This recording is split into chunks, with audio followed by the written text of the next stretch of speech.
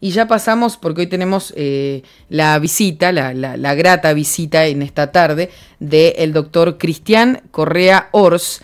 Así es su nombre, él es una distinción nueva en nuestro programa, así que ya le vamos a dar la bienvenida porque la invitación podría tener muchísimos motivos, pero hoy justamente estamos viviendo el aniversario de un hecho histórico. Y un hecho histórico aquí en Uruguay que sacude de alguna manera y especialmente a Montevideo, y hablamos aproximadamente no, en el año 1939, pero para eso le vamos a dar la bienvenida primero al doctor. Buenas tardes. Buenas tardes, señorita, a sus órdenes. Bien, bueno, bienvenido, y como hablábamos fuera de micrófono, que nos gustaría que sea la primera vez, esta primera entrevista, para después poderlo tener en algún momento que usted tenga un lugarcito para poder hablar de historia, entre otros temas. Con mucho gusto, cuando usted lo disponga, después del verano. Exactamente, después de tomarse unas pequeñas vacaciones. Y bueno, como la mayoría de nuestros oyentes por ahí desconocen un poco, como me pasó a mí, hasta que uno empieza a conversar con gente de otras épocas, como por ejemplo el director de nuestra radio, Ricardo, que fue el que nos hizo el contacto con usted, donde, bueno, hay algunos conocimientos parciales de aquel hecho, que inclusive, bueno, tuve que ingresar al famoso Google para poder encontrar de qué estábamos hablando en esta, o qué es lo que está aconteciendo en esta época. Y bueno, el doctor Correa, que conoce bastante de esta historia, nos va a recordar qué es lo que sucedió en aquel tiempo, un 17 de diciembre del 1939. Doctor, lo dejo a usted. En diciembre del 39 se produce una batalla naval. Una batalla naval entre 3 embarcaciones de guerra inglesas, británicas mejor, Sí. y el acorazado de bolsillo Graf Spee. Acorazado de bolsillo era un término que se utilizaba para acorazados que no podían superar más de 10.000 toneladas, de acuerdo a lo dispuesto por las potencias vencedoras al temer la Primera Guerra Mundial. De tal manera que Alemania tenía 3 acorazados de bolsillo, uno de los cuales era el Graf von Spee. Este acorazado, durante los meses de septiembre, octubre y noviembre del 1939, después de iniciada la Segunda Guerra Mundial, el 1 de septiembre de 1939, cuando Alemania invade Polonia, tenía como misión dañar en lo posible a los barcos mercantes ingleses que llevaban mercaderías desde el Río de la Plata, desde la Argentina, o Brasil, o Sudáfrica, para las Islas Británicas. Durante todo este lapso, este barco hundió más de 10 embarcaciones mercantes con una característica muy particular. Nunca provocó ninguna muerte dentro de la tripulación de los navíos hundidos, sino que se preocupó el almirante Langsdorff, que era el jefe de este barco, de desembarcar o transportar o transbordar a la tripulación del barco, que iba a ser después víctima, vamos a llamarla así, de los cañones del Graf Spee, y después hundir el barco. Como se pensaba por parte de la Marina alemana que iba a haber un transporte importante de mercaderías desde el Río de la Plata hacia el Reino Unido, es que se dirigió desde el Océano Atlántico, desde el centro del Océano Atlántico, hacia la boca del Río de la Plata, pensando que iba a encontrar algún barco mercante al que debería hundir. Así fue que el 13 de diciembre, de 1939, el acorazado de bolsillo Graf von Spee, insisto, Spee y no Spee, porque en alemán es Spee, estaba a la entrada del Río de la Plata, frente más o menos a las costas de Roche y Maldonado. Allí, 3 barcos ingleses, 3 barcos de guerra de ingleses, el Exeter, el Achille y el Ajax, se enfrentaron al acorazado alemán. Comenzó un intercambio de disparos, sufrió daños el barco alemán, sufrió graves daños uno de los barcos ingleses, el Exeter, que debió retirarse para las Islas Malvinas, las Falkland, que eran y siguen siendo ocupadas por los ingleses, y el barco alemán, repito, sufrió averías, decenas de muertos, tenía una tripulación de más de 1000 personas. Y entonces el capitán el almirante Langsdorff decidió entrar por el Río de la Plata para llegar al puerto de Montevideo a los efectos de reparar las averías que había sufrido el barco, que no estaba en condiciones de seguir navegando.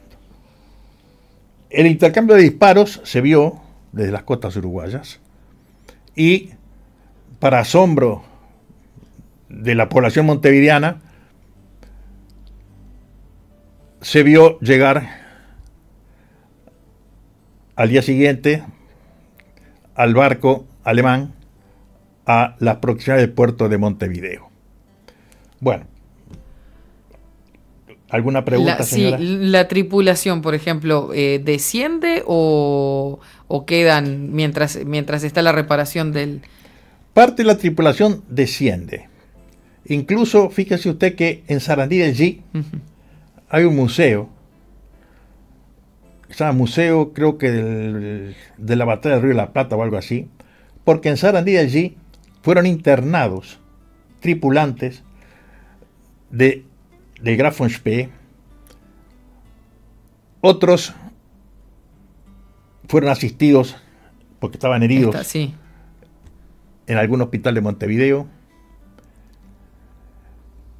Y después, cuando vence el plazo que el gobierno uruguayo le había dado a Langsdorff para que se fuera, porque el Uruguay era un país neutral, y entonces no podía estar una embarcación de un país en guerra más de 3 días dentro del puerto, ahí se desembarca el resto de la tripulación que se va para Buenos Aires. Bien. ¿Pero logran repararlo en ese tiempo o no? No. No se completan las reparaciones, motivo por el cual a raíz de eso se producen los episodios más dramáticos, sobre todo para un país como el nuestro, que no estaba, por cierto, involucrado directamente. Sí, ni preparado siquiera para acontecimientos así. El almirante Langsdorff hace desembarcar a toda la tripulación, que se va para Buenos Aires, en el Tacoma, que era un barco alemán mercante que estaba cerca, y decide hacer explotar al Graf von Spee. Acá en las costas las costas, para el lado de Punta Yeguas, del cerro de Montevideo, un poquito hacia el oeste. Cosa que sucede en el atardecer, creo que el 17 de diciembre, sí, está bien, el 17 de diciembre, la tardecita, a la puesta del sol, se produce una enorme explosión para asombro de los miles de uruguayos que estaban mirando desde la costa esos sucesos. Y el capitán Langsdorff se va con la tripulación que había sido transbordada al Tacoma, se va para Buenos Aires y posteriormente se suicida. Bien. Sí, yo le preguntaba lo de la tripulación porque inclusive leí en algún artículo de esos que uno encuentra por internet de que no se sabía qué era lo que había pasado con la tripulación, como que habían dicho que se habían ido para Buenos Aires a espaldas de lo que había dicho el gobierno uruguayo, por ejemplo. Sin enterarse del gobierno, ellos partieron para Buenos Aires. No sé si es real. La mayor parte de la tripulación del Graf von Spee se fue para Buenos Aires en el Tacoma, que, como repito, era un barco alemán. Sí. Posiblemente sin autorización del gobierno uruguayo. Y en Buenos Aires se los internó. Se los consideró refugiados. Claro. Algunos estuvieron en Córdoba, otros se fueron para Alemania de vuelta con pasaportes falsos pasado el tiempo. Algunos permanecieron en Uruguay, como les digo, por eso que en Sarandí allí está ese museo. Y uno de los sobrevivientes, Hans Euler, yo tuve el privilegio de conocerlo en Punta del Este, en el cuartel de dragones, hace varios años. Hubo una charla sobre los acontecimientos a los que nos estamos refiriendo, ¿no? Y este señor, que tenía 90 y pico de años, creo que fue el último sobreviviente del Tacoma, del Graf von Spee, que vivía allá, con sus 90 y pico de años, me firmó un libro sobre el Graf Spee, que está en mi poder, y ya le digo, tuve lo que a mi juicio es un privilegio de hablar con este señor, que estaba perfectamente lúcido, después falleció desde luego, dada su avanzada edad, y guardo como un tesoro ese libro con la firma de este sobreviviente, Hans Euler. Hans Euler, Euler se escribe. Euler.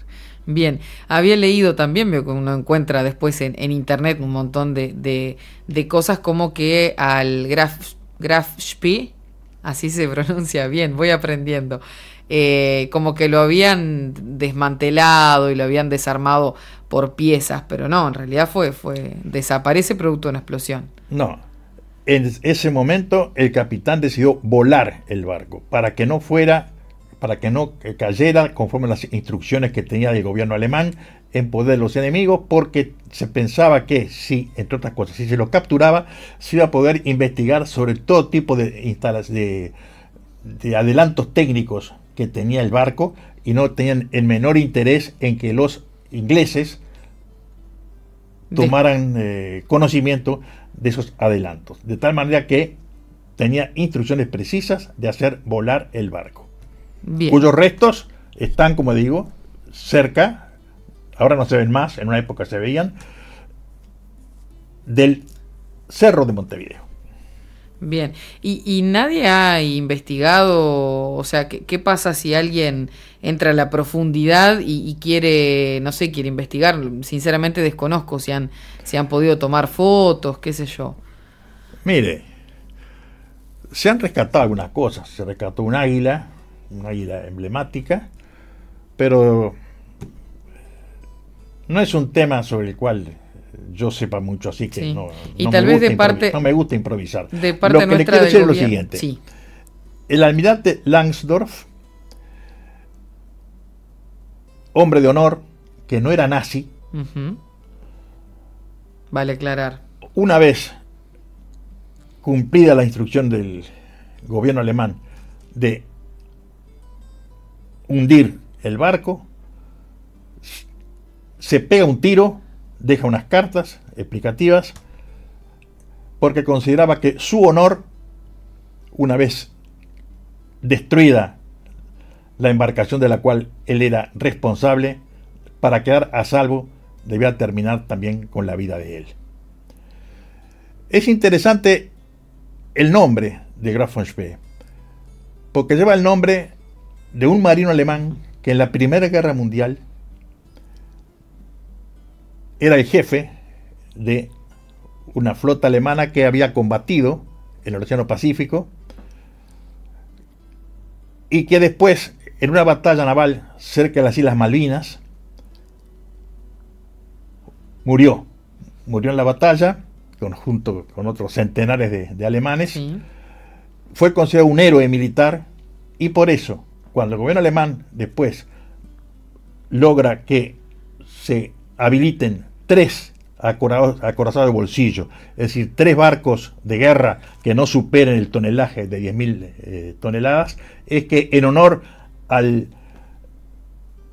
este militar que había tenido una heroica actuación en la Primera Guerra Mundial, se le pone a este acorazado de bolsillo el nombre de Maximilian Graf von Spee, es decir, Maximiliano Conde de Spee, era un noble, y por eso este barco lleva ese nombre. Bien, bien.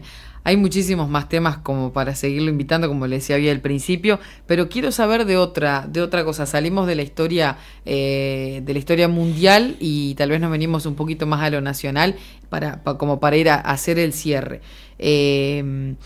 Por ejemplo, de la historia del protagonismo que tuvo el doctor Luis Alberto Herrera cuando se puso tenazmente a que Estados Unidos estableciera una base militar en Uruguay, lo que hubiera cambiado buena parte de nuestra historia. Efectivamente, sobre el punto le puedo decir, señorita, que hay un libro excelente, el libro del doctor Antonio Mercader, Sí. ahora fallecido, que se llama El Año del León. Y además, a mi juicio, de lo mejor que se ha escrito sobre ese periodo, al cual ahora después rápidamente me voy a referir, Sí. es el libro de mi amigo, ya fallecido, historiador, mercedario, Lincoln Maistegui Casas, en su monumental Historia de los Orientales. Efectivamente, en 1940 Uruguay no estaba en guerra. Uruguay era un país neutral. Fíjese que el Uruguay recién entró en la guerra en 1945, unas pocas semanas antes de que se rindiera los últimos integrantes del ejército alemán. El doctor Herrera y sobre todo Eduardo Víctor Aedo, Sí. en el Parlamento uruguayo en 1940 se opusieron tenazmente a que el gobierno uruguayo concediera a Estados Unidos autorización para instalar bases en Laguna del Sauce, cosa que se repitió después en el año 1944. Celosísimo defensor de la neutralidad, logró que, pese a que el gobierno en ese momento era Colorado, no se llegara a un acuerdo con los Estados Unidos, y gracias a eso no tenemos un Guantánamo uruguayo en la Laguna del Sauce. Lo cual no quería decir, como se dijo después por enemigos de Herrera, que Herrera fuera nazi, nada que ver. Las terminantes declaraciones de Herrera condenando la invasión alemana a Bélgica, Holanda y Luxemburgo dejan a la clara cuál era su posición al respecto. Él era defensor de la neutralidad de los pueblos americanos. Por eso mantenía excelentes relaciones con varios países que estaban en la misma situación. Es decir, que no podían de ninguna manera, sobre pretexto de una defensa del hemisferio sur que no se consideraba inminente en cuanto a que fuera agredido por Alemania, que un país neutral permitiera que un país que todavía más no estaba en guerra, porque Estados Unidos entró en guerra recién después de Pearl Harbor en el 41, que entonces no sabía por qué iban a permitir que Estados Unidos instalara bases en nuestro país. Le repito, gracias a eso Uruguay no tiene que soportar una base extranjera, nada menos que en la Laguna del Sauce. Gracias a la obra y a la decisión con que Herrera y sobre todo Aedo en el Parlamento se opusieron de forma tenaz a esa situación. Y repito, el que quiera informarse, es excelente el libro Doctor Mercader, que utiliza, entre otras cosas, material encontrado en los archivos en Estados Unidos. Se llama El Año del León. El año del León. Impecable. Más que productiva y educativa y gratificante la entrevista con usted, doctor Correa. Ya se nos terminó el tiempo, así que bueno, nuevamente gracias por haber aceptado, gracias por haber llegado aquí a los estudios de la radio, y como le dije hoy al principio, nos gustaría para una próxima, pasado el verano, que pueda estar por aquí. Le quiero decir, señorita, Sí. y le pido disculpas tal vez por la excesiva vehemencia No, por que favor. puse al destacar la posición de mi partido, Sí. el Partido Nacional, y dentro del Partido Nacional el herrerismo, en oponerse a la instalación de bases norteamericanas en el Uruguay. Pero es lo que siento y tenía Tiene un impulso irreprimible de decirlo. Pero está bien y el micrófono es libre para hacerlo, así que está Muy bien, está bien. Muchas gracias, señorita. Por favor, a usted.